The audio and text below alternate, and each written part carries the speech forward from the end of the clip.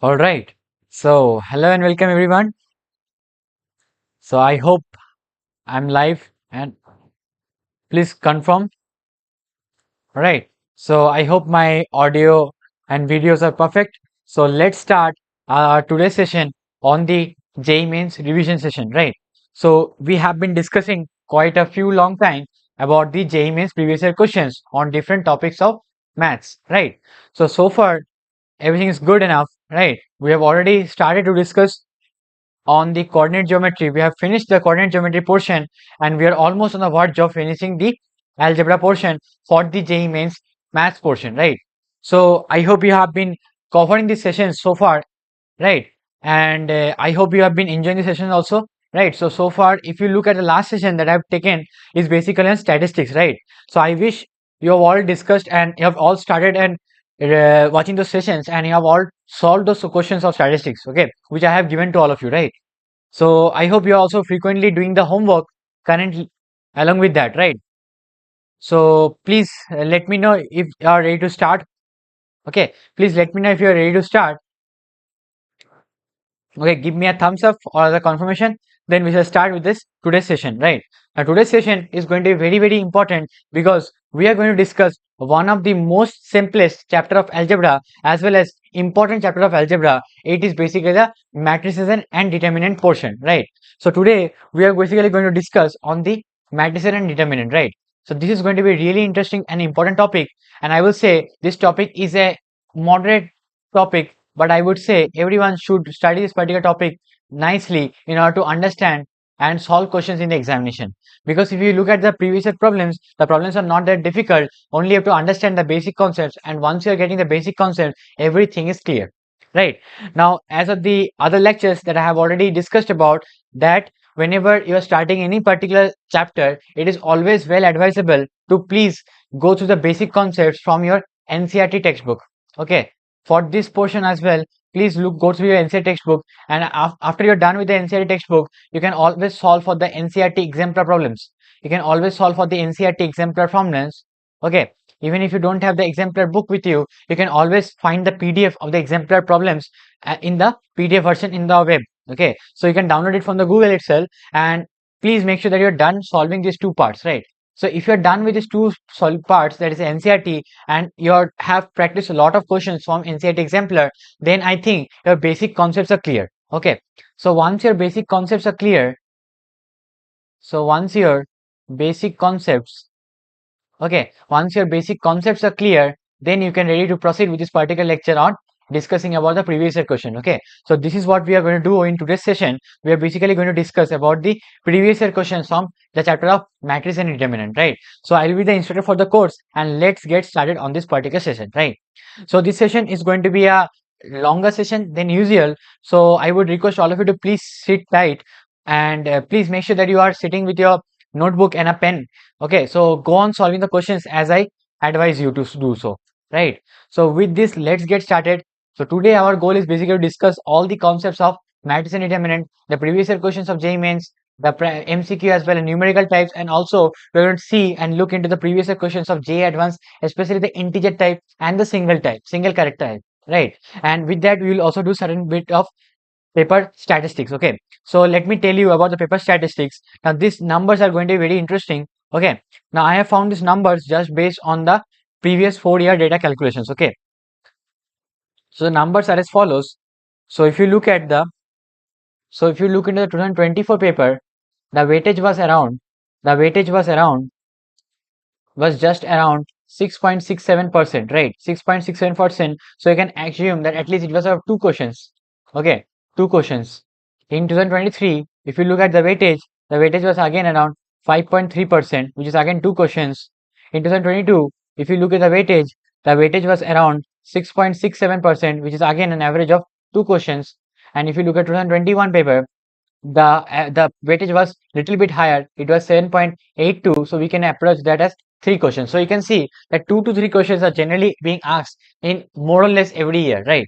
And in any of the attempt, you can definitely find at least 2 questions or 3 questions on this particular topic. So it is a very scoring topic, very easy also, right? So in this session, I will discuss and show you what are the types of questions that has been asked and how you can solve those questions simply, right? So let us start with the today's session then. Okay. So shall we proceed? Please let me know if you have any questions. Okay. So let us proceed with the today's session then. So the very first thing that I'm going to do is basically have a bit of a recap on the basic concepts. Okay. So the very first basic concept that I want to recap on is basically to how to find the adjoint of a matrix. Okay. Now you are knowing that adjoint of a matrix exists only for the case of a square matrix. That is the first and foremost thing that you need to know. Now, adjoint of any matrix is basically a matrix which is formed by the transpose of its cofactor. Transpose of its cofactor. So matrix which is formed by, so over here if you see the matrix which is formed by these cofactors of the elements in this matrix A, and if you just try to get the cofactors of each and individual element and put that in form of matrix, right? So adjoint of A is basically defined as the matrix AI, and if of this matrix AI, you will have to find the cofactor, right? So I'm writing it as Cij, right? So cofactor of each and individual elements of this matrix, and then take a transpose of it, right? So that is going to generate you the answer of the adjoint of a matrix. Now I hope this concept of cofactor is clear to all of you, right? And if it is not clear, I will let you know that cofactor is basically defined as minus 1 to the power I plus j, minus 1 to the power I plus j multiplied with minor of I and j. Now what is minor, what is cofactor, I will discuss it in a minute, right? So this is called cofactor and this is called minor. Okay, so what is basically minor? So minor is basically defined as the smaller subpart of a matrix, a subpart of a determinant. Okay, so it's a smaller square matrix of the lower order. So for example, if you're calculating for a n cross n square matrix, then minor will be calculated on n minus 1 cross n minus 1 matrix. Okay, so how do we find for minor? Is that, let us say that we take a simple example that we have a matrix as A, B, C, D, E, F, and this is G, H, and I, right? This is the given matrix or the 3 by 3 matrix, right? So if we have this matrix over here, now this is a simple 3 by 3 matrix, right? Now, in order to find out the minor of any particular element, what I'm going to do is basically, I'm simply going to delete the particular column and the particular row that is pertaining to that particular element, right? So if I want to find the minor of this particular element A, then I will first of all delete the particular row which is containing that element A, and I will also delete that particular column that is containing that element A, right? And therefore, once we do this, we are going to obtain a smaller order matrix, a smaller or the lower order matrix, right? Just lower order square matrix, and simply we are going to find the determinant of this particular smaller order matrix, right? So if we find the determinant of this particular square matrix, then that is basically called as the minor of the first element, or any element ij, right? So the simple concept is you have to delete the ith row and the jth column and get the smaller matrix or smaller square matrix and find the determinant of it, which will basically give you the minor of ij, right? So that is basically giving you the minor of ij, right? So as mentioned in the problem, so from this problem you can see that the cofactor, so the cofactor is simply obtained by finding or multiplying with minus 1 to the power I plus j, right? That is, and multiplying with the minor of it, right? So you can just see you this examples over mentioned over here. So from this you will basically generate this cofactor matrix, right? So from this you will generate the cofactor matrix, and I am calling this cofactor matrix as Cij, right? And you just need to take the transpose of it in order to get to the adjoint, right? I hope this part is simple and clear to all of you, right? I hope this part is simple and clear enough to all of you. Please let me know if this is clear or not. I hope this part is clear. All right. So far, so good. Okay, I'm going through the live chats. Please let me know if you have any questions, or else we can proceed. Okay. Now we will have some questions on the adjoint part, right? Now before we move to the questions, I will basically want to discuss about the inverse of a matrix, right? Now, a inverse of a matrix will exist only when the matrix are singular matrix. Okay. Okay. So sorry, it's a non-singular matrix, right? So what do you mean by singular matrix and what do you mean by non-singular matrix? Now, if you are having a square matrix, let us say it is a square matrix of order n cross n, right? And then if it is a singular matrix, it is basically called a singular matrix. It is called a singular matrix when the determinant of A is equal to 0. It is called a singular matrix when the determinant of A is equals to 0, right? So in this case, the inverse do not exist. In this case, the inverse do not exist. Okay, so inverse exists only for the case when the determinant of A is not equal to 0. That is for non-singular matrix. Okay, so for non-singular matrix, the inverse exists. For non-singular matrix only, the inverse will exist, right? Now, how do we define the inverse of a matrix? It is very similar to the case of multiplicative inverse, right? So when what do you mean by multiplicative inverse is basically if you multiply any number with 1 and sorry, if you multiply any number with if you multiply any number with 1 upon that number or reciprocal of the number, we basically get the answer as 1, right? So this here we call the A 1 by A is basically called as a multiplicative inverse of A, right? So that's how we define things, right? Similarly for the concept of matrix, similarly, for the concept of matrix, we define it as that if I have any matrix and I want to find the inverse of it, I just need to multiply with another matrix B, and if I get the answer as identity matrix, then B is called the inverse of A. Or if I have this B matrix and I want to multiply, and if I multiply with A, I'm also going to get the same result, right? I'm also going to get the same result. So that's mean you understand this matrix multiplication over here in this particular case, it is commutative in nature, right? So AB is equal to BA is equal to identity matrix. That's what you understand, right? So this is the identity matrix or unit matrix. Okay, it's an identity matrix or unit matrix, right? So once you have this particular relation holding true, then for the square matrix A, we called A, the inverse of A is equal to B. So in this particular case, the inverse of A, is equal to B. That's why we define it, right? How the definition is coming from, if you just multiply both the sides of the equation, the first equation with A inverse, right? So if I just multiply with A inverse, if I pre-multiply with A inverse, I'm going to get the relation as so A inverse into A is basically going to be equal to identity matrix. So therefore, I will have our B is equal to E inverse. That's what we have. That's the simple relation, right? So that's how we define a inverse of a matrix, right? Okay. So that's how we define the inverse of a matrix, right? Now we also need to understand. So for this particular case, I hope this is clear, right? Now, how do we define the inverse of a matrix? Let us try to understand.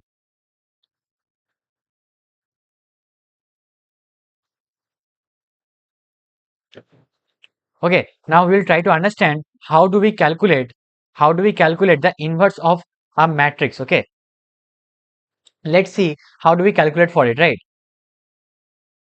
So in order to calculate the inverse of matrix, so if you recall that there is a very important property of adjoint that is called as the most important property, that is if you multiply a matrix A which is its adjoint, if you multiply the matrix A which is adjoint of A, then we are going to get it an answer as determinant of A into identity matrix of that particular order n, right? So from this particular relation, if you look over here, so if I just see that this is basically the important relation over here, right? So how I'm going to get the identity matrix? So identity matrix will be generated simply as A into adjoint of A divided by determinant of A into adjoint of A divided by determinant of A, right? Now, and we know that we know that A into A inverse is equal to identity matrix, right? So therefore, so from here, so from this particular part, I'm simply going to get the relation that is A inverse, right? So if I know this relation and I know that identity matrix is this, right? So from this particular case, I'm going to get the relation over A inverse simply as adjoint of A divided by determinant of A. I hope this part is clear, right? So we'll have simply a simple relation that is adjoint of A divided by determinant of A, right? Alright. So this part is clear to all of you.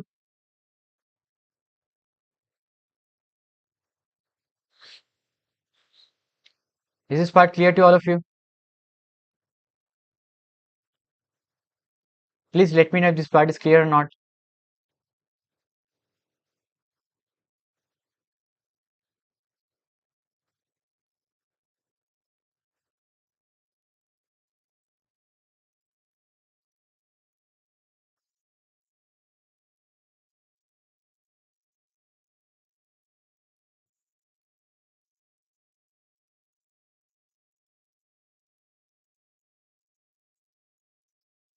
All right. So please let me know if this part is clear to all of you.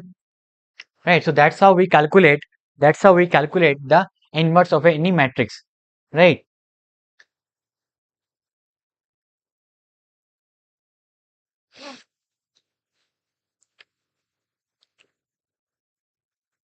So please let me know if you have any questions.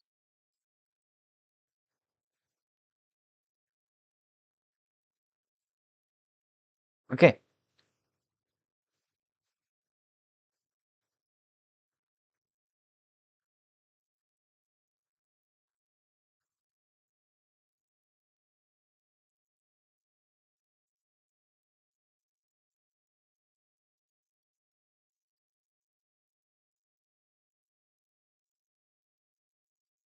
All right. Let's move forward.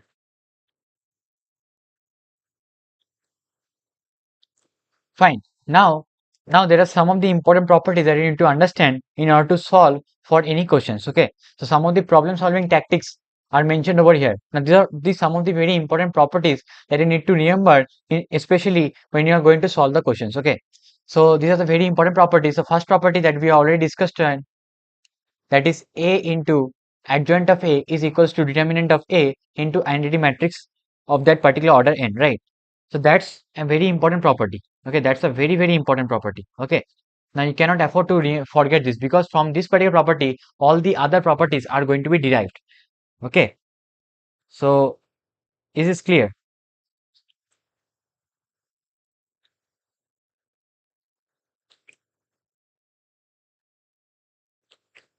Fine. Then the next property is that if we need to calculate the determinant of adjoint of A, it is simply given out as determinant of A to the power n minus 1.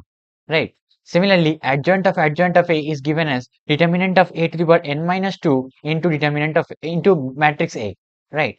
Similarly, determinant of adjoint of A is basically given as determinant of A to the power n minus 1 whole square. So the number of times. So this is a general result. So in general, you can write as, so generally, you can write this part as, so if you have adjoint of adjoint of adjoint of A and so on repeated n number of times, right? So I'm writing it as n number of times, okay, over here, right?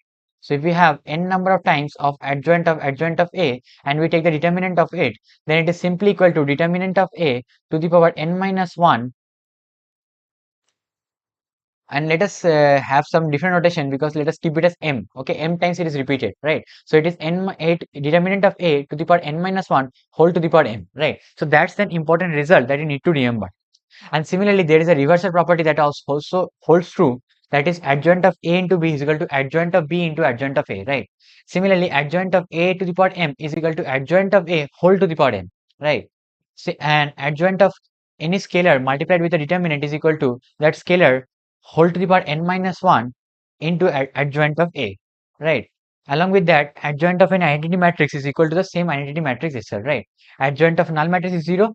Similarly, if A is symmetric, then adjoint of A is also symmetric. If A is diagonal, then adjoint of A is also diagonal. Okay. And similarly, if A is triangular, then adjoint of A is triangular. And if A is singular, then determinant of adjoint of A is equals to 0. I hope these properties are clear to all of you, right?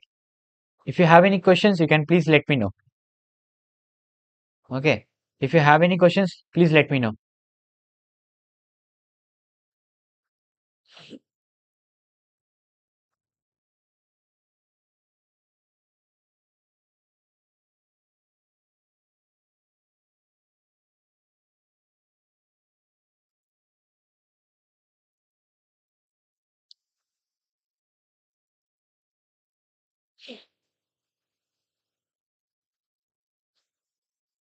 All right. So switching gears now.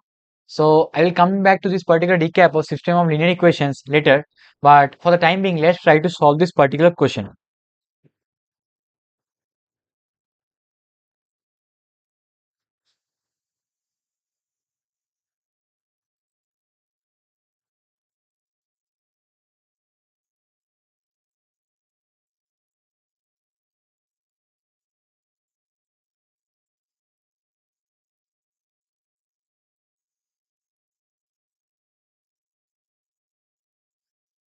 All right. So let's try to read this problem. Okay, so the problem is talking about that. Now this question is basically fairly related to the concept of the question that we had solved in the last class. So especially if you read the question, we have to basically find the variance of x. Now what is x? I will let you know, right? So it is saying that there is a matrix which is a 2 cross 2 matrix and whose elements can be either 0 or either 1. Okay, so there is a 2 cross 2 matrix whose elements can be either 0 or 1, right? So let us try to solve this particular problem, and where I and j are the corresponding elements. Okay, so please try to solve this particular problem. So it's talking about that there is a random variable x which denotes the possible values of the determinant of a matrix A, right? So then if you are having a 2 cross 2 matrix, if you are having a 2 cross 2 matrix, so this is basically A11, A12, this is basically A21, this is basically A22, right? These are the elements of the 2 cross 2 matrix, right? And each of these elements, that is A11, A22, that is A of ij, can either be 0 or either be 1, right? So these are the two possibilities of the elements in the 2 cross 2 matrix, right?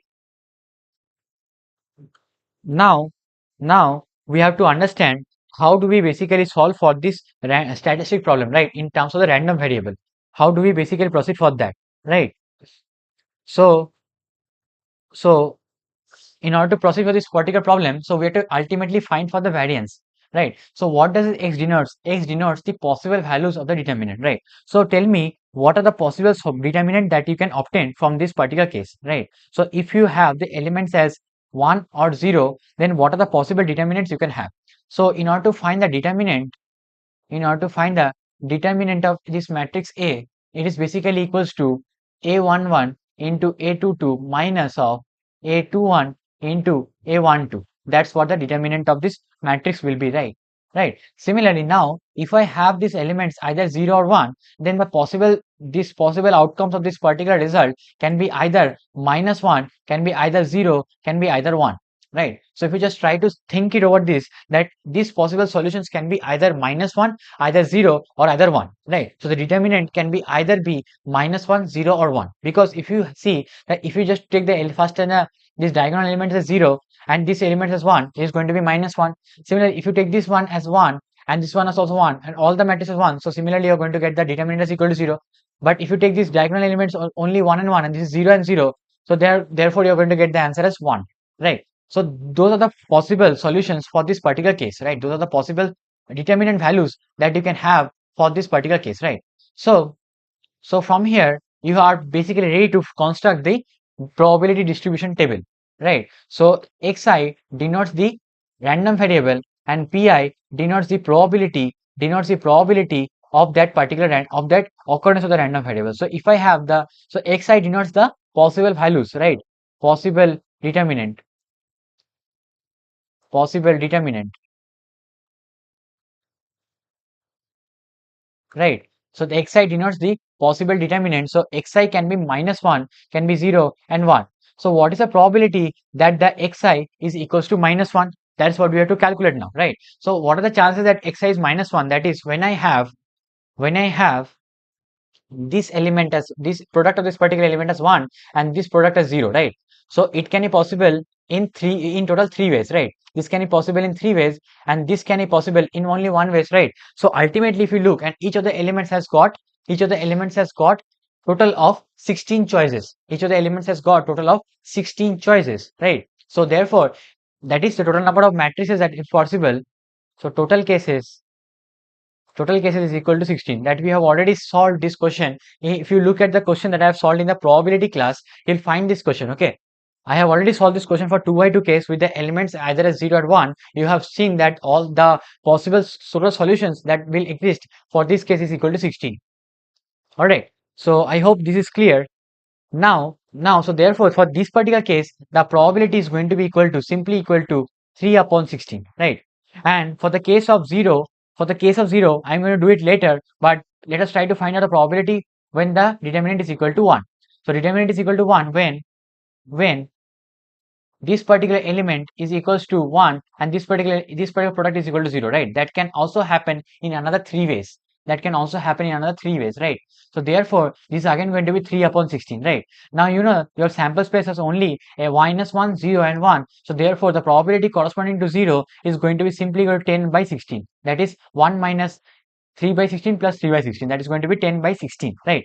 Now, we are just simply going to find out the PIXI as well as PIXI square, right? Because if you need to find for the variance of this particular random variable, it is simply equal to expectation of x square minus expectation of x ka whole square, right? So that is basically that you can find it out as variance of x is equals to summation of pi xi square minus summation of pi xi square minus summation of pi xi That's what the variance of the random variable x will look like, right? So we have to do this particular product over here. It's going to be minus of 3 by 16. This is going to be equal to 3 by 16. This is going to be 0. This is also going to be 0. This is going to be 3 by 16, and this is also going to be 3 by 16, right? So the summation of pixi is going to be 0. So this is going to be 0, and the summation of the pixi square is going to be equal to 3 upon 8. The summation of this particular column is going to be equal to 3 upon 8, right? So from here, the variance of x is equals to 3 by 8 minus 0 whole square, which is basically equal to 3 upon 8, right? So from here you can see that option number D is going to be the correct answer for this particular problem. I hope this particular problem is simple and clear to all of you, right? So is this clear to all of you? Please let me know this is clear or not. So therefore we have the option as D as the correct answer for this particular problem. Okay, please let me know if this is clear. Please let me know if this is clear. All right. So I'm waiting for your live chats.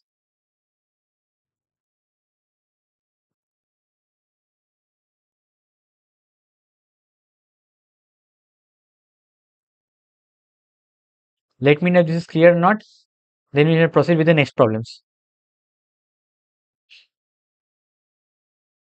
All right.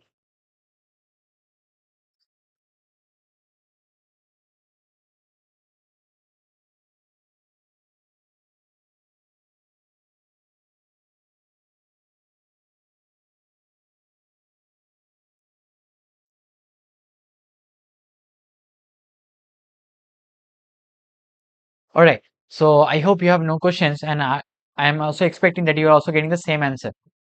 I'm also expecting that you're also getting the same answer. Okay. So let's proceed with the next problem then. So let us proceed with the next problem. Right. So let's proceed with the next problem. So the next problem is on your screen, right? Now this is another interesting question that we have to analyze the fact of the concept of the solutions of linear equations, right? That's what we are going to analyze over here, right? So the question is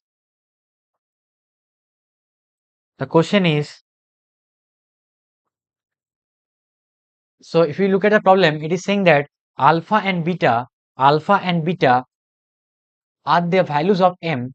Alpha and beta are the values of m for which these equations for which the equation mentioned as x plus y plus z is equals to 1, x plus 2y plus 4z is equals to m, and x plus 4y plus 10z is equals to m square, right? So for this particular sets of equation, we'll have infinitely many solution.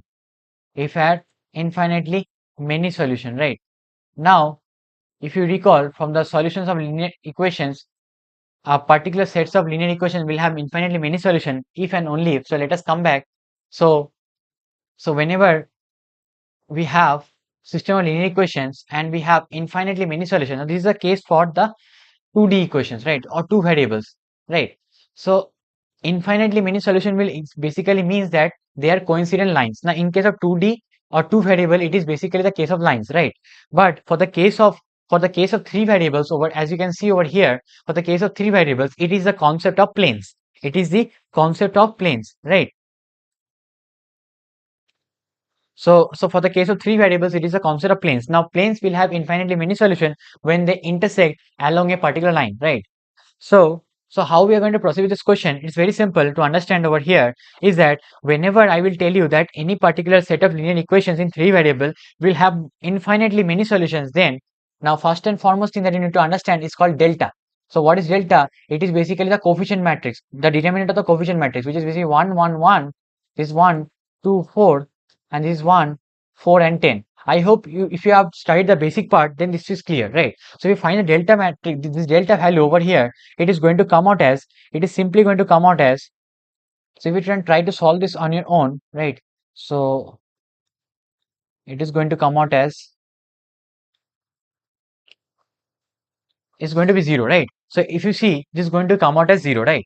Now, therefore, when delta is equal to 0, now if you recall that your solution x basically simply equals to delta x by x, right? If you recall from the Cramer's rule, it is basically delta x by x, right? So what is delta x? It is basically the determinant of the matrix found by replacing the coefficient of x with the unknown constants. Okay, so for delta x, so therefore for infinitely many solutions, your x, your delta x, delta y, and delta z should also be equal to 0. This value should also be equal to 0, right? So these values will only be equal to 0. So therefore if you try to solve it further from this particular, also what else also you can do is you can try to express these two planes in terms of the third plane, and that's how you can solve for it, right? That's also fine, right? But if you try to solve for delta x is equal to 0, you will get a quadratic equation in M, and the quadratic equation will simply look like m square minus 3x plus of 2, right? The quadratic equation is simply going to look like m square minus, sorry, 3m minus 3m. All right, so minus 3m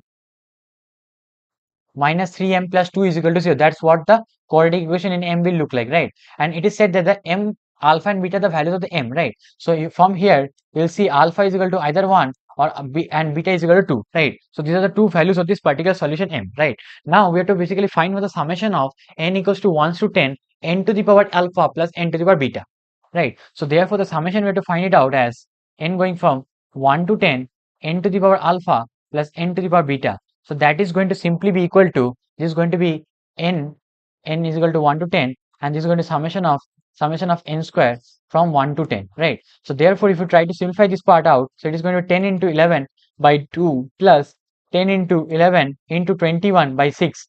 So if you just try to simplify this part out, so you are going to get the answer as, so this particular part is 55 plus 385, which is basically equal to 440, and that's going to be the answer for this particular case. So therefore we'll have option number D as going to be the correct answer for this particular case. So the answer is going to be equal to option number D. I hope you're also getting the same answer. Please let me know if you're getting the same answer or not. All right. Yes, IIT KGP full form is IIT Kharagpur. Okay. I don't know what kind of question is this, but all right. So VVS HDIDBR. I hope I answered your question. Okay. I hope you can keep a simple name. Okay. Maybe this alphabet names is not that. Anyways, totally up to you. But I would suggest that have a simple name that is simple to pronounce, right? It doesn't make any sense.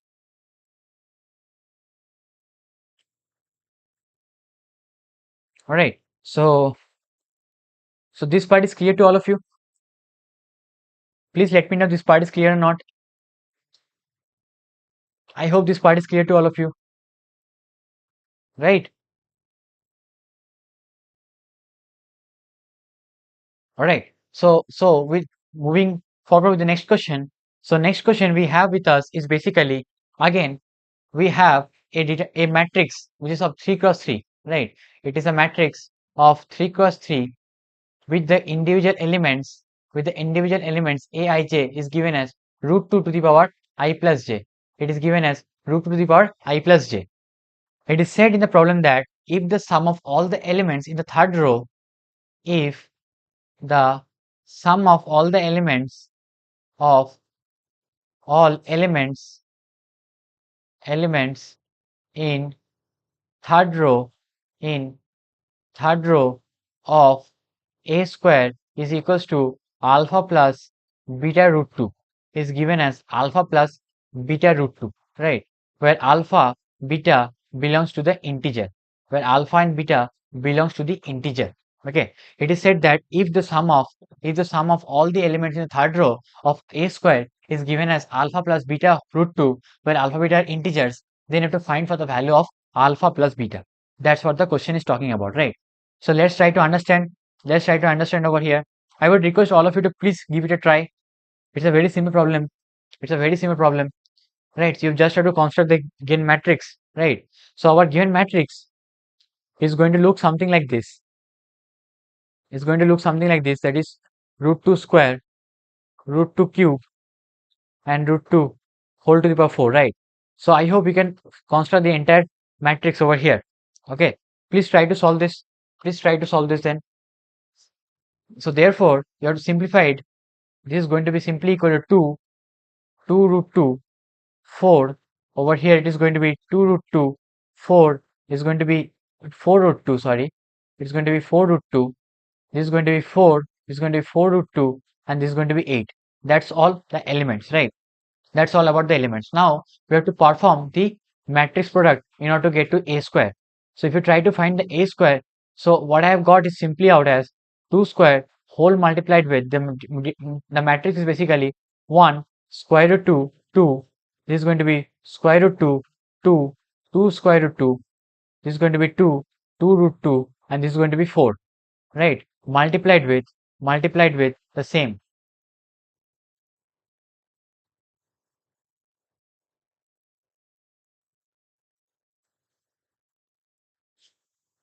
Alright, so from here, if you try to perform the product, but you don't have to perform the entire product, you just need to get to the last row, right? You need only get to the last row. So if you try to find out the last row,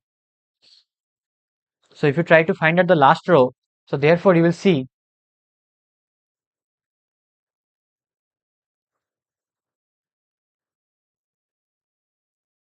so this element is going to be 2 plus 4 plus 8.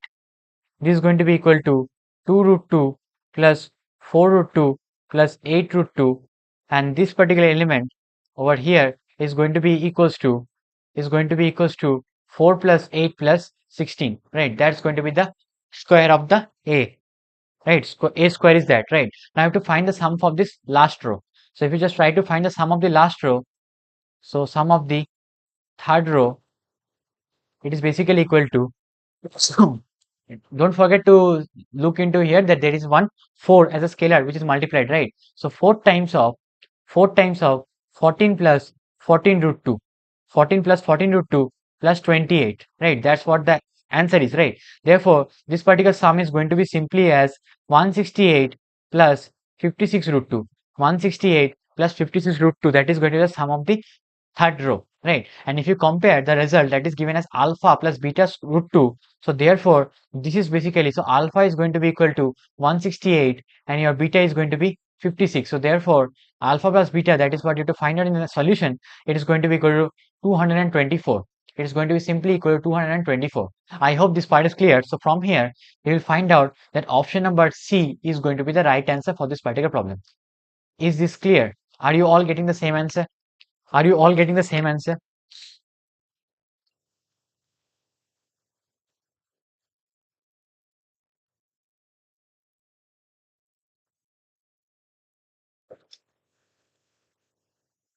Alright. So I hope you're also getting the same answer as option number C over here. Please let me know if you have any confusion or any questions. Okay. I will try to help you out. Very simple problem. Just you have to construct the matrix A. And once you construct the matrix A, you have to just do the mathematical operation over here to perform the product of the matrix, right? Once you perform that product operation, then you will get to the elements of the A square, right? And from that you have to find the sum of the last row. Very simple, straightforward problem. Okay. Next, let us move to the next problem. Okay. So this problem is going to be an interesting problem. This problem is going to be an interesting problem, right? So it is talking about that we have a matrix A. We have a matrix A which is given as follows, right? Now, if it is said that Aij is the cofactor, capital Aij is the cofactor of the small aij, where Cij and capital Cij is given as summation of k is equal to 1 to 2 small aij capital A jk. Okay, and it is said that I and j are basically between 1 and 2, and capital C is basically the matrix of this particular element Cij. Then you have to find the determinant of this C matrix and multiply with 8. That's what you have to find out for, right? So let us try to solve this problem. Let us try to solve this problem. Again, very simple problem. First and foremost, let me try to find out the determinant of this matrix A. So if you try to find the determinant of the matrix A, you are going to get it as 128 base 5 into log of 25 base 4 minus log 5 base 4 multiplied with log 8 base 5, right? So if you just try to solve it out, this part is very simple because log 128 is nothing, but you can write this as this part as 2 to the power 7 base 5, right? Multiplied with log of 5 squared base 4, and you can, so if it is a base 4, so I can always write this as this particular base 4 as 2 square minus log 5 base 2 square into log 2 cube base 5, right? So if you just try to simplify this part out, you're going to get the determinant, you're going to get the determinant as follows, right? So this is going to be the determinant value, right? Now, now if you have to find for the cofactor, so if you have to find for the cofactor, that is a capital Aij for the corresponding element, so let us start with the first element, that is capital A11, capital A11, right? So I'm trying to find the cofactor for the first element. It is going to be simply equal to minus 1 to the power 2, that is going to be plus of 1, and it is going to be equal to log 25 base 4. Similarly, the cofactor corresponding to A22 is also equals to log 128 base 5. Similarly, the cofactor of 21 is going to be equal to minus of log 5 base 4, and the cofactor of A12, that is going to be equal to minus of log 8 base 5, right? And if you look it over here, the summation, that is the capital Cij, is given as summation k goes from 1 to 2 small a jk ik into capital jk, right? That's what the product way to do it, right? So therefore, if I try to find out C11, it is going to be equal to A11 into capital A11 plus A12 into capital A12, right? And this is going to be equal to nothing but the determinant of A. This is going to be equal to determinant of A. And if you have tried to solve this determinant, we will be getting the determinant of A, we will getting the determinant of A value as coming out as 11 upon 2. Is coming out as 11 upon 2. So therefore, this particular value is going to be 11 upon 2. Okay. Now, if you simplify further, C12 is going to be equal to A11 capital L 21 plus A12 capital L 22, which is equal to 0, because you know that if I multiply the cofactor of the next row or the next column with the another elements of the another row, we are going to get the answer as simply as equal to 0, right? So by just simply using the property C12 is going to be 0. Similarly, C13 will also come out as 0. You will find out, sorry, C21, sorry, extremely sorry, C21 is also going to come out as 0 by the same principle, And similarly, if you find out C22, it is going to be equal to A21 into capital A21 plus A22 into capital A22, which is equals to again the determinant of A, and that is again going to be 11 by 2. That is again going to be 11 by 2, right? So therefore, your C matrix is going to be consisting of the element 11 by 2, 0, 0, and 11 by 2, right? So you just need to find the determinant of this C matrix, which is basically equals to 121 by 4, right? 121 by 4, 121 by 4, and if you need to calculate the 8 times the determinant of C, so we just multiply with 8 and we are going to get the answer as 242. We are going to get the answer as 242. So therefore, if see over here, the answer to this particular problem is going to be equal to option number D. So I hope this part is clear to all of you. This part is clear to all of you. Please let me know if this part is clear or not. So we have further more questions coming up. Okay, this is going to be a very similar problem. This is a very similar problem. All right. Please let me know if you have any questions. I hope this part is clear to all of you.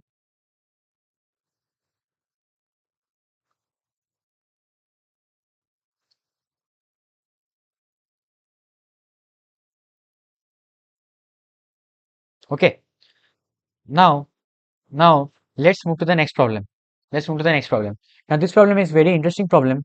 I took this problem especially to show you that the determinant what you have to find out will not be very simple out, right? Sometimes you have to use the elementary row and column operation. Okay. So I'm writing elementary row and column operation. Okay. You have to perform this elementary row and column operation in order to simplify this to get to the determinant value, right? You have to perform this elementary row and column operation in order to perform the value of this particular determinant, right?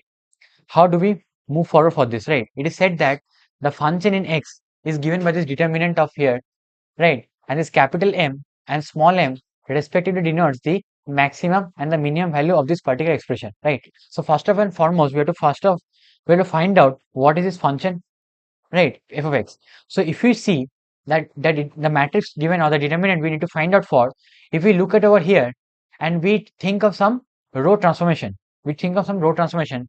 so let us apply some simple row transformation as R2 goes to R2 minus R1, and if I transform the R3 with R3 minus R1, then why are we doing this operation? You will try to understand that if you do this operation, you are going to generate some zeros, right? So if you do this operation, your determinant is going to be, so the first row is going to be as it is,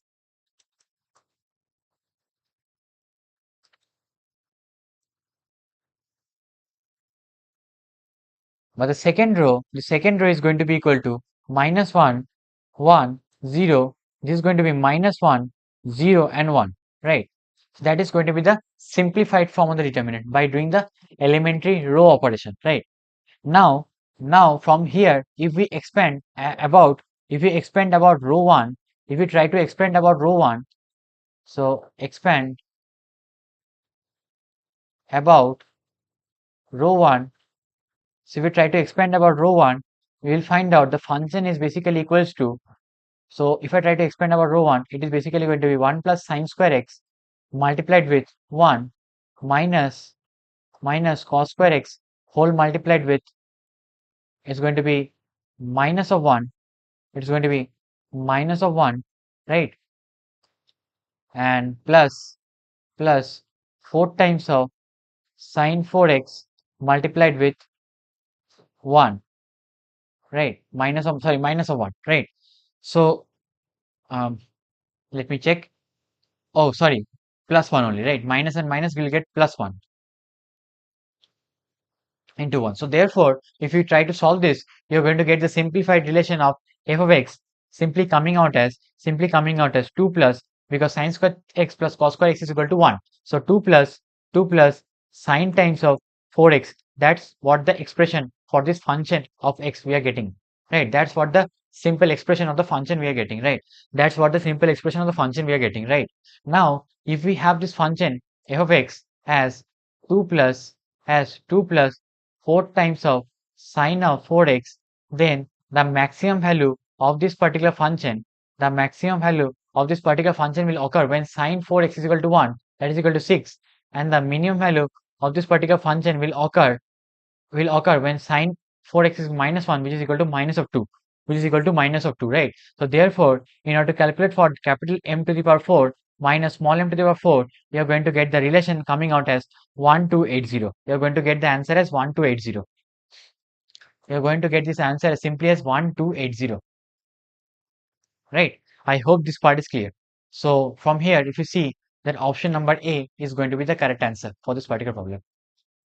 Okay, so just simple, we did some elementary row operation, and that's how the determinant of this difficult or complex looking matrix is simplified out. Okay, please let me know if you have any questions. Let me know if you have any questions. Okay, is this clear? Is this clear to all of you? Is this part clear to all of you? You can let me know if you have any questions.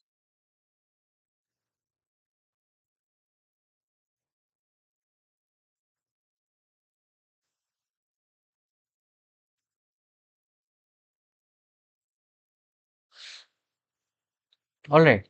So let's move to the next problem. Let's move to the next problem, right?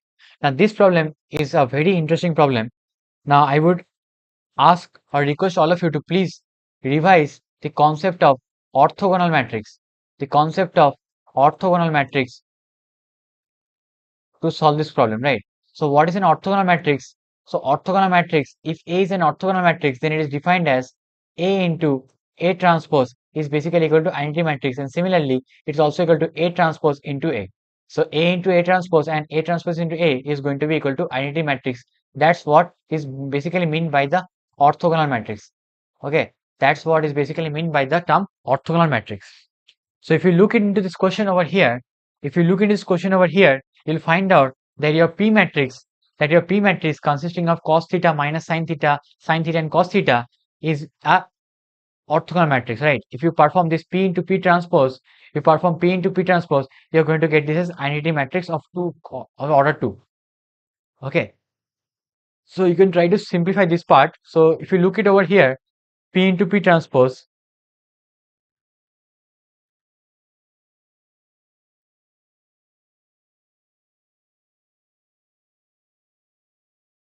multiplied with the transpose of P,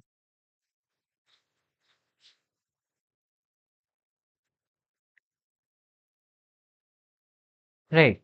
So this is going to generate you the answer as, this is going to generate in as first element is going to be 1, because sin square theta plus cos square theta is 1.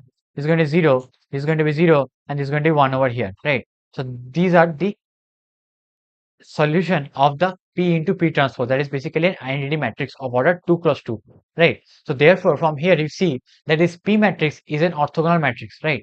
Now if you look the expression for this B matrix, it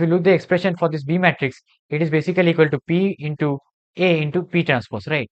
That's what the B matrix talking about, right? And the C matrix is basically given as P transpose into B to the power 10 into P. So therefore, I can simplify it and write this as P transpose into B and so on over 10 times of B into P, right? So this I can also write it as P transpose, and B I can write it as P A P transpose. Similarly, this I can write as P A P transpose and so on up to the last P A P transpose into P, right? So if you look it over here, all this P transpose into P, is going to be equal to identity matrix, right? It's going to be equal to identity matrix, right? So therefore, ultimately, if you try to solve this particular expression C, the C matrix is going to come out as A to the power 10. The C matrix is going to come out as A to the power 10. Now, why I said that this question is very, very important? If you look at the JEE advanced problem of 2007, you will see that exactly the same type of question has been asked. Exactly the same question. Over here, the question is asking for different values, but the question pattern is exactly the same. It is giving an orthogonal matrix, and then you are asking to find out this particular expression. Right? Which is exactly the same question that has been asked in the JEE advanced paper, right? So now you understand that how important is it to solve the JEE advanced previous year questions for, especially for your JEE mains, right? So for your JEE mains, these JEE advanced questions are going to be really, really beneficial and helpful, right? So let's move further with this particular problem. Then, if we try to look at this problem, it is said that the sum of the diagonal elements of this C matrix is basically given as m by n. So let us try to see our C matrix is finally coming out as A to the power 10, right? So what is this A matrix? A matrix is given as, now it is an upper triangular matrix. It's an upper triangular matrix.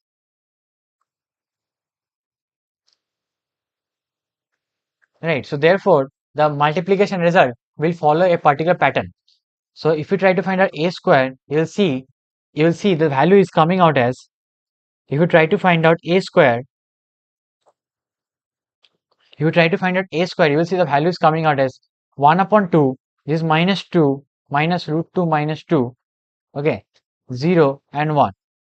Similarly, if you try to find out A cube, it is going to come out as 1 by 2 root 2 this element are not sure about, this is 0 and this is going to be 1, right? But ultimately we have to find out the sum of the diagonal element, right? That is basically we have to find out trace for C.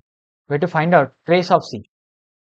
We have to ultimate find out the trace of C, right? So the sum of the diagonal elements of the trace is basically, so this particular element in S a to the power 10, in a to the power 10, this element is going to be equal to 1 upon root 2 whole to the power 10. 1 upon root 2 whole to the power 10, that is going to be 1 upon 32. And this particular element is simply going to be 1, so that is going to be plus of 1, right? So therefore the sum of the diagonal elements of this a to the power 10 or the C matrix is going to come out as 33 upon 32. 33 upon 32, that is going to be the trace of this matrix, right? And it is given in the problem, it is basically equal to m by n, right? It is given in the problem as n by n,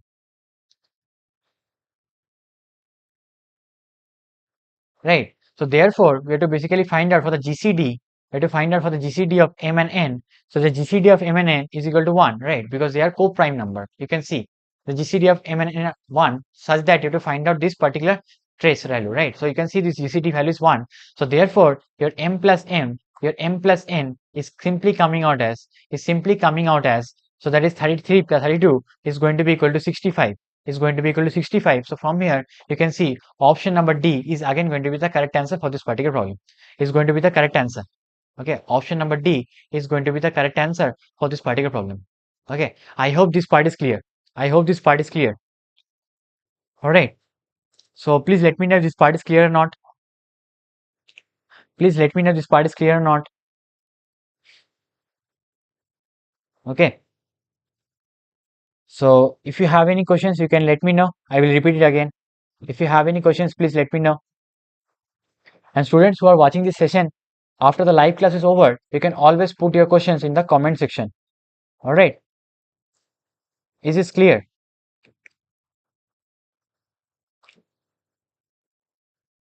I hope this part is clear to all of you, right? Now this question is a very important problem. This problem is going to be very important, right? This question has been repeated many times in JEE Mains. Okay. Even when I was giving my JEE Mains examination, I recall this type of question has been already been asked, right? So this question has been repeated many times in JEE Mains. Okay. So please make sure that you revise this question before you go for the JEE Mains paper. Is this clear to all of you? Is this part clear to all of you? Please let me know in the live chat. Shall we proceed with the next part? If this part is clear, we can move with the next part.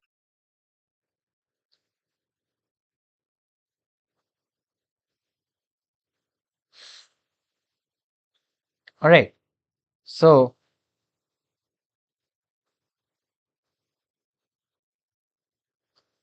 I'm assuming this part is clear to all of you, right? So I'm assuming this part is clear to all of you, right? Now we have our next problem mentioned over here, right? So our next problem, as you can see, is on your screen. So please try to solve this problem. Please try to solve this problem. This problem is again the simple way we have solved for the last question, right? Now here this problem is interesting because we have to find out the limit of the determinant. The limit of the determinant, right? Now I will tell you that whenever we find out the limit of the determinant, it is applied only to the functional value where it is of the limiting form, right? So if you apply limit extending to 0 for this 1 or b or a, it doesn't going to be changed. It's going to be simply equal to the constant. But if you apply the limit to this a plus sine x by x, this particular sine x by x, is going to be equal to 1, right? So therefore your limiting value of x tending to 0 for this particular function is going to be equal to determinant of a plus 1 1 b a 1 plus 1 b a 1 and b plus 1. That's what you will have it as simplified, right? And it is said that in the question it is basically equals to lambda plus mu times of a plus some nu times of b. That's what is mentioned in the problem, right? So once you try to solve this determinant, once you solve the determinant, you will get the value of lambda, mu, and this nu, right? So therefore, you can find out for the summation of lambda plus mu plus nu whole square, right? That is what is mentioned in the problem. Okay, please try to solve this part. Meanwhile, I'll go through your live chats. Please try to solve this question. This is very simple. You just have to find the determinant. I'm assuming that you know how to calculate a determinant, right? Okay. So if you look at your basic state, you will know how to find a determinant.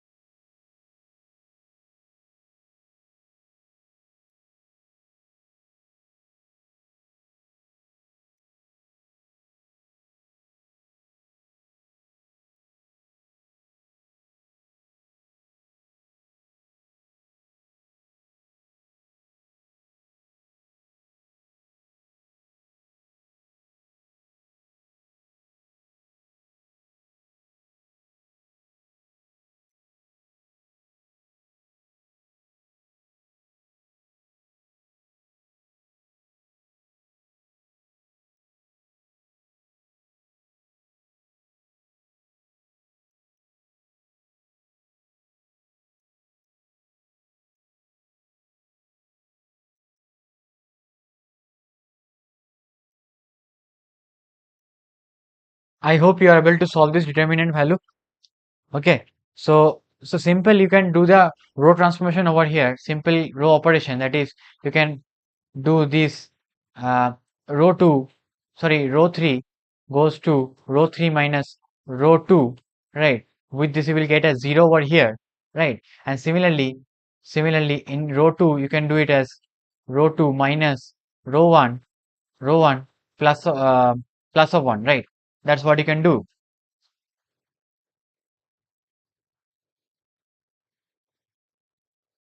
Okay. So if you try to solve this part, so if you try to solve this part, so from there you'll find out that this limit extending to 0, extending to 0, this function f of x is going to come out as, is going to simply come out as, so what I have got as basically a plus 1 into b plus 2 into b plus 2 minus of a plus ab, right? So if you try to simplify this part, it is going to be equal to a plus b plus 2. It is simply going to come out as a plus b plus 2, right? So if you just compare it with, if you compare it with lambda plus mu times of a plus nu times of b, you're going to get lambda is equal to mu is equal to 1 and your nu is also equal to 1. So therefore, lambda plus mu plus nu is going to be equal to 4, and 4 squared, that is going to be the answer as 16. So the answer is going to be option number B, which is 16, right? I hope this part is clear. Very straightforward, very simple, right? So I hope you are also getting the same answer. I hope you are also getting the same answer. Yeah, hi Arish Tiwari. Hello GX. Hello GigX. 1 CR package when? Well, that depends whether I want a package or not. Okay. I have mains on 4th of April. Please give me ticks.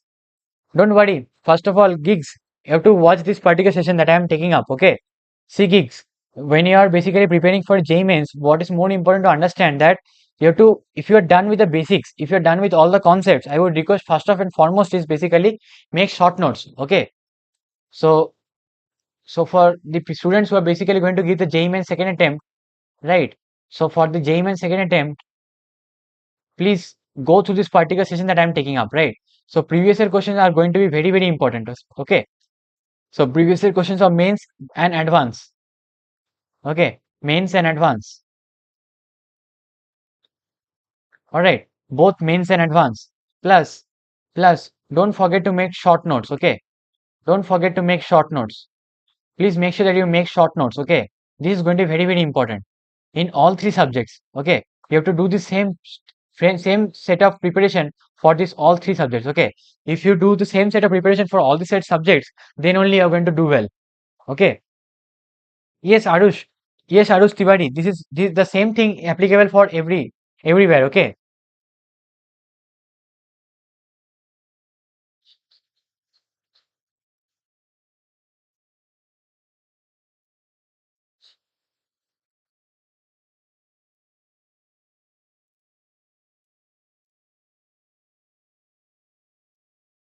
Okay.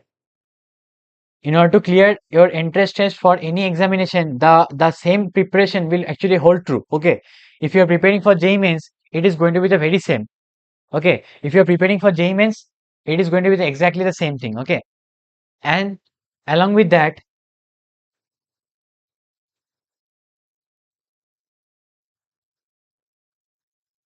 and along with that,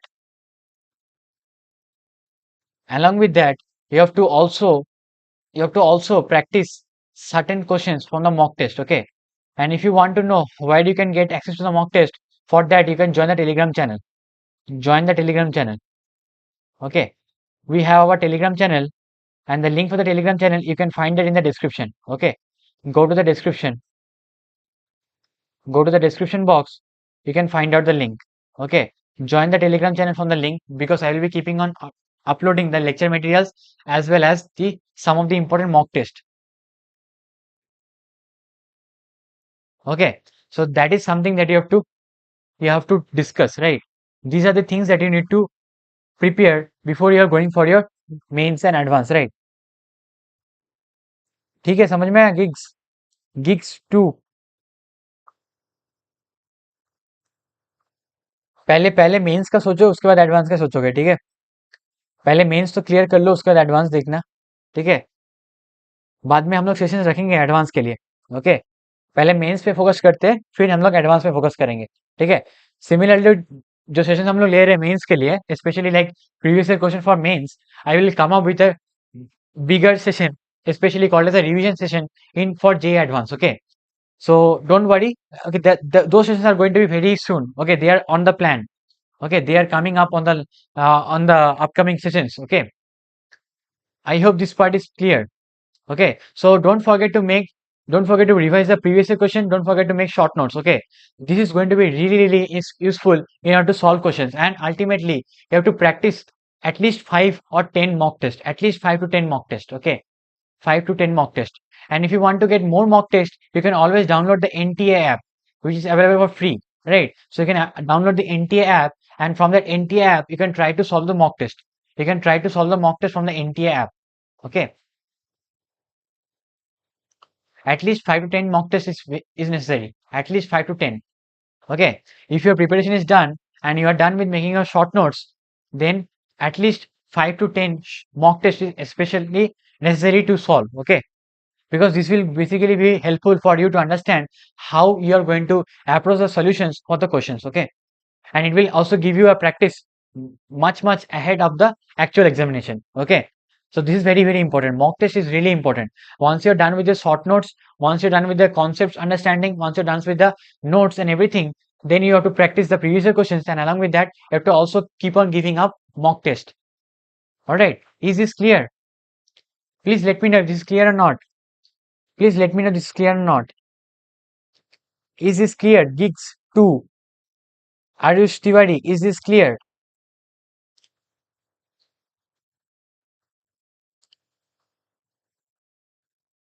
Okay. I don't know why the messages are coming so late. Is this clear?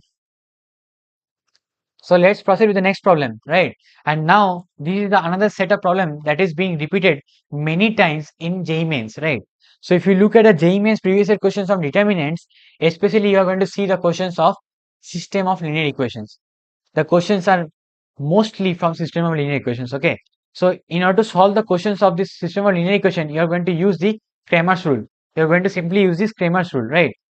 So let me tell you what is this Cramer's rule talking about.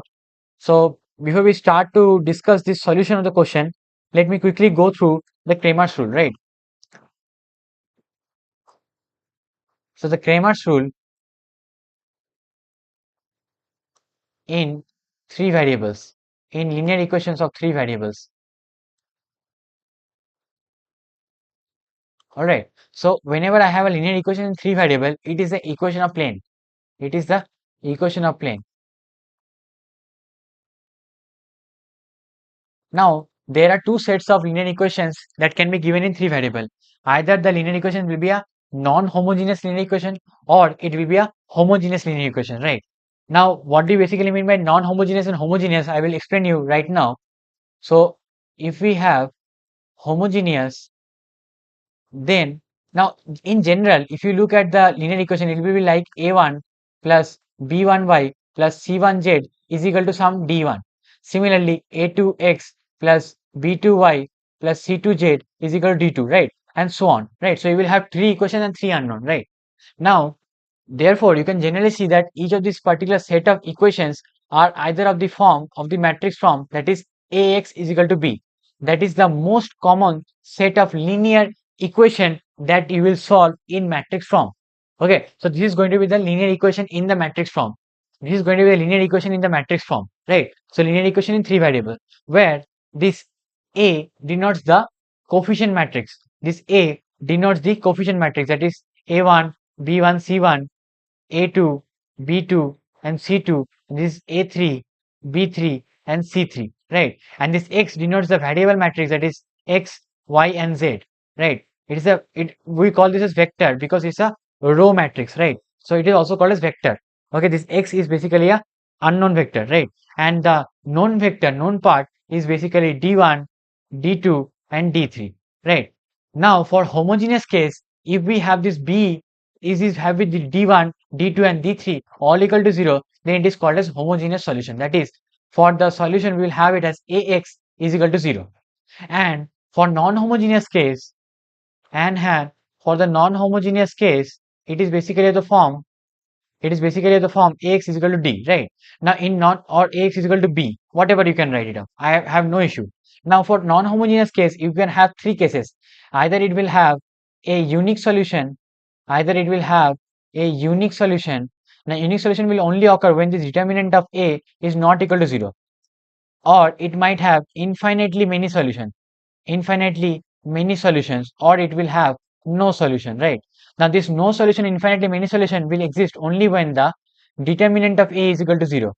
Now for infinitely many solution, you must have this delta x is equal to 0, delta y is equal to 0, and similarly delta z is also equal to 0. And for no solution, your at least one of delta x, delta y and delta z should not be equal to 0. At least one of delta x, delta y and delta z should not be equal to 0. That you need to understand. Now what is delta x, delta y and delta z? These are nothing but the corresponding determinant of the matrix, which is obtained by replacing the first column or the second column or the third column with this particular given matrix, with this particular constant matrix, okay, or the constant vector. Is this clear? So from this Cramer's rule, we have to find out the x, y and z. So x is basically given as delta x by delta, right? Y is given as delta y by delta, and similarly z is given as delta z upon delta, right? What is delta? Delta is basically determinant of A. Determinant of A is given as delta, right? So therefore, and for homogeneous case, there will be only two solutions. That is, one is unique solution or trivial solution, because trivial solution is x, y, z all equal to 0 is a trivial solution. Because if we put x equal to 0, y is equal to 0, and c is equal to 0, then we are going to get the answer as 0. That's a unique solution or trivial solution. We call this as trivial solution, right? But for non-trivial solution, that is, we will have infinitely many solution or infinitely many solution. This delta x should be 0, delta y should be 0, and delta z should be 0, right? This is happening. This delta x, delta y, and delta z are all 0, because if any one of the row or column is 0, then the determinant is equal to 0, right? But for trivial matrix, but for non-trivial case, the delta is should be 0, and for unique case, the delta should not be equal to 0. That's the difference. So in this case, the delta should be equal to 0, and in this case, the delta should not be equal to 0. So to get trivial solution, and for non-trivial solution, we have to have the delta should be equal to 0. I hope this part of the chunk of the discussion is clear to all of you. Right. I hope this chunk of discussion is clear to all of you. Is it clear to all of you? Please let me know this part is clear or not. Is this part clear to all of you?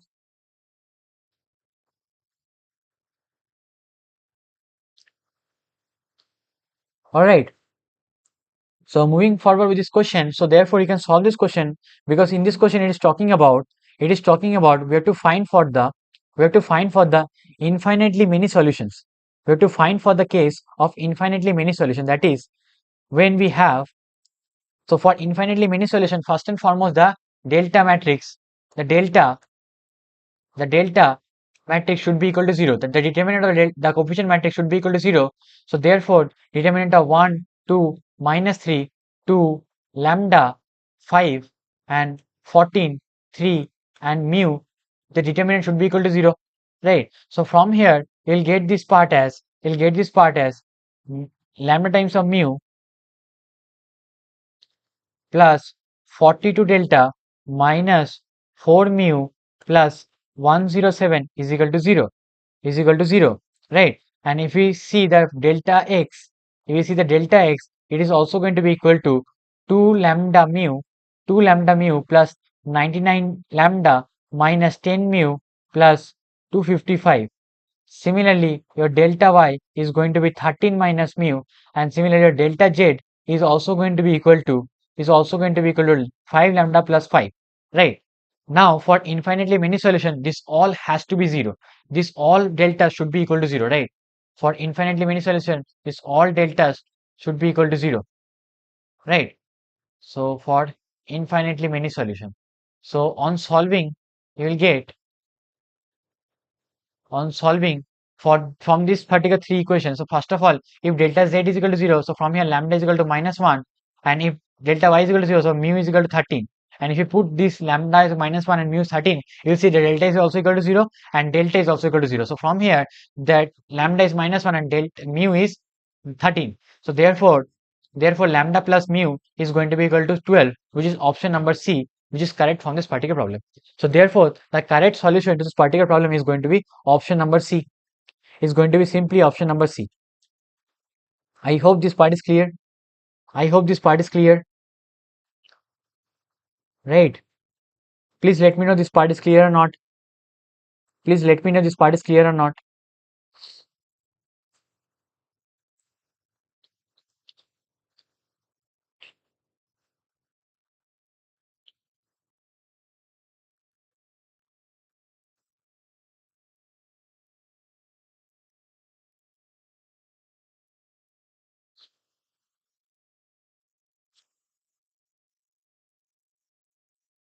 Okay. Is this clear? Is this part clear?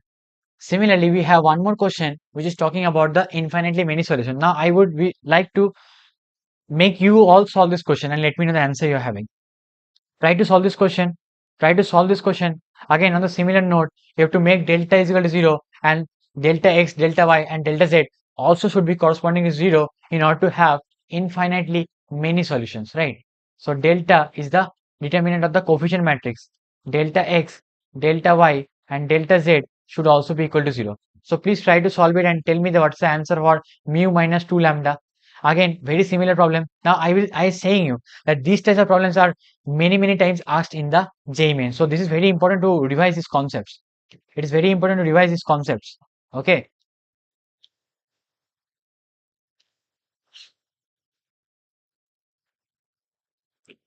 is this clear? So please try to solve for this question. Please try to solve for this question.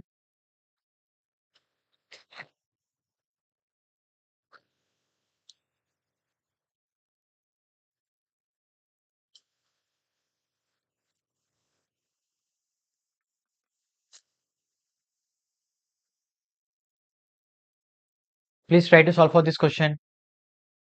Let me know the answer you're having.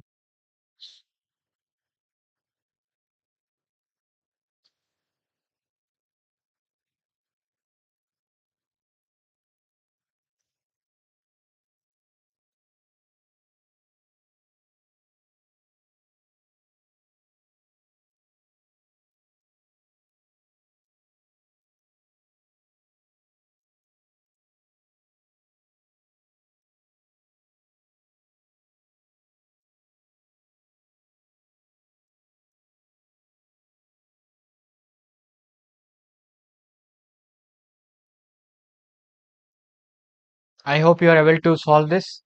It's very similar. Just try to use the concept that I have been discussed over here and try to use this particular principle. And from there you will get the value of lambda and mu. From there you will get the value of lambda and mu. Is this clear to all of you?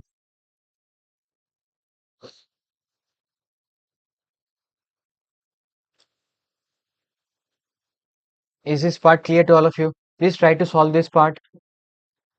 Please try to solve this part. These types of problems are very important and very crucial. So make sure that you revise this concept before going for the JEE Mains examination. Okay, the Kramer's rule is especially very important. Okay,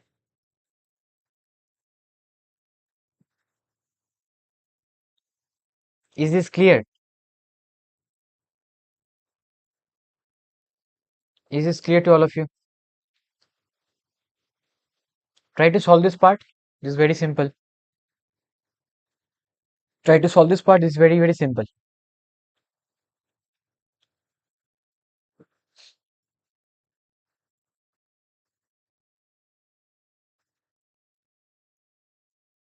Alright. So proceeding further.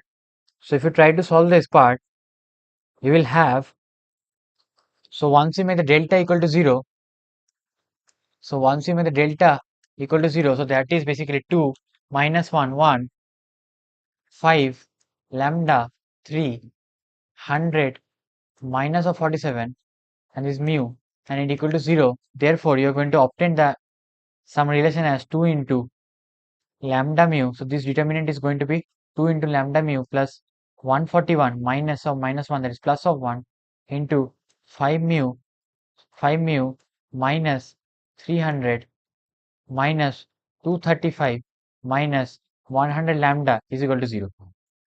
And similarly, if you find out delta z is equal to 0, that is going to give you the relation as 6 lambda plus 12 is equal to 0. So from here you will have lambda is equal to minus of 2. Lambda is equal to minus of 2. And if you put lambda is equal to minus of 2 over here, we'll find out that mu is coming out as 53. We'll find out mu is coming out as 53. Okay. Are you also getting the same answers? Yes. Are you also getting the same answer? Just try to solve it. Okay. It's all about the simplified calculations that I'm doing over here. So once you solve this, these parts are going to be very simple. Okay. Is this clear? So from here, you will have the answer to this question, that is mu minus 2 lambda, is going to be equal to 57.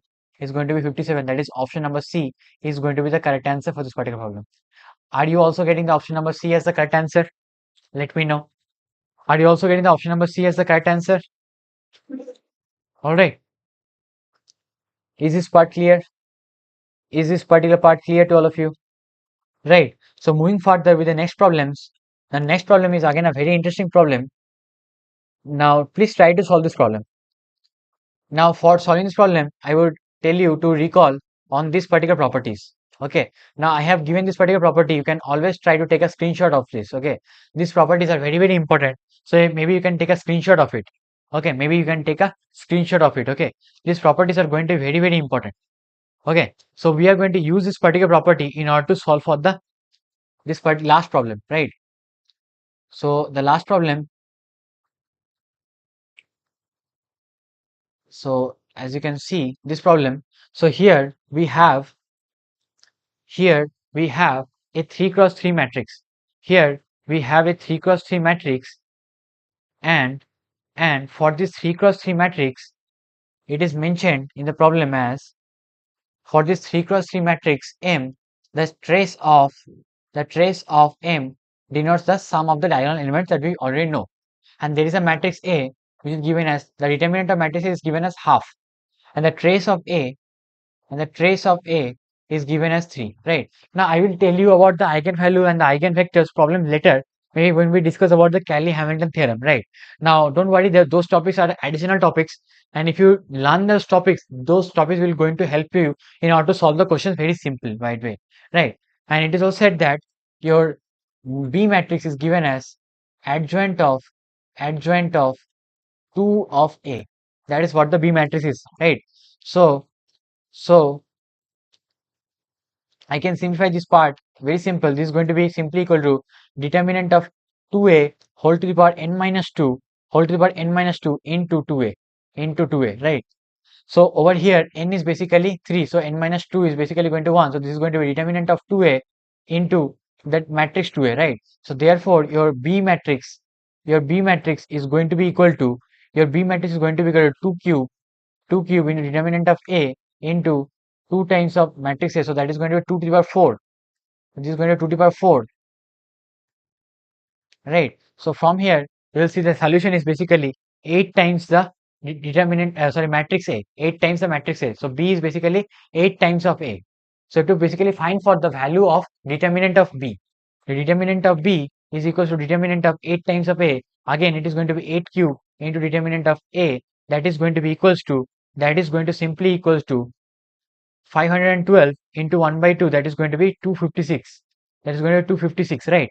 And the trace of B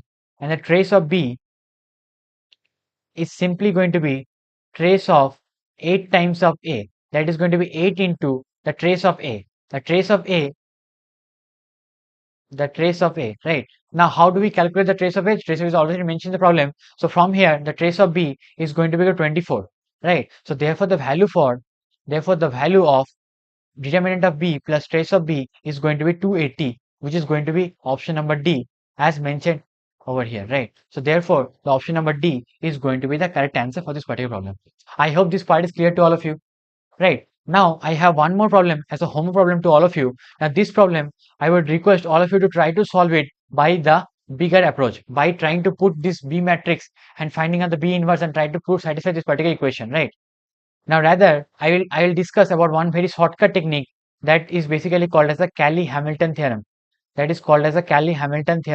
Okay. So with the help of this particular theorem, you will see that these types of questions are very simplified and easily solved in a very short manner, right? So stay tuned for the upcoming sessions for this particular theorem. So students who are basically new to this particular channel, I would request all of you to please don't forget to hit the subscribe button and please click on the bell icon so that you don't miss out any upcoming notification. Okay, we are going to come live every day where we are discussing about the important previous year questions of the JEE mains on each and every topic of maths, right? So as you can see, we are almost done with the topics of algebra portion, right? So in the next upcoming classes, we are going to start with the calculus, which is going to be the very important and the high weightage portion for the JEE mains specially, right? So for the next class onwards, we are going to start with the new sessions. So stay tuned for that. And if you haven't subscribed to the particular session, please make sure that you particularly subscribe to the particular channel. Okay, this channel is a gold mine for all of you who are preparing for the upcoming JEE mains examination. All right, and if you like the effort that is being made by me, don't forget to hit the like button. Okay, so with this, I would also request you to please share this video as much as possible among your friends so that your friends can also take the benefit of this particular sessions. Okay, so with this, I would like to conclude my sessions and I want the answer to be mentioned in the comment section. Okay, so this is all about today's session on matrices and determinant, and thank you and all.